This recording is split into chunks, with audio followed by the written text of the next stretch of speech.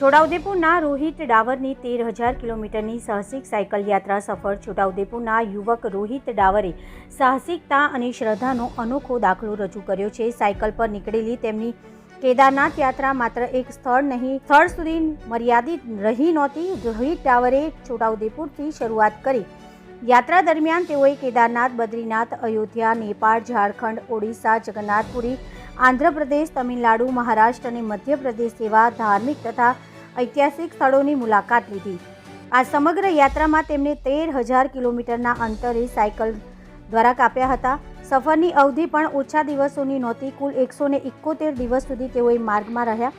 આ યાત્રા દરમિયાન રોહિતે માત્ર ધાર્મિક સ્થળોની મુલાકાત જ લીધી નહોતી, પરંતુ દેશની વિવિધ સંસ્કૃતિ, પરંપરા અને લોકો સાથેનો સીધો સંપર્ક પણ સાધ્યો. એ રીતે આ યાત્રા તેમના માટે આધ્યાત્મિકતા સાથે જીવનનો એક અમૂલ્ય અનુભવ બની ગયો.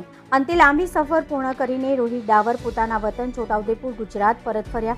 વતન પરત આવતા ગ્રામજનો આનંદની લાગણી ફેલાઈ ગઈ અને દરેકે તેમના સાહસિક સંકલ્પને વધાવી લીધો. રિપોર્ટર દરજી જિગ્નેશ બોડેલી, છોટાઉદેપુર.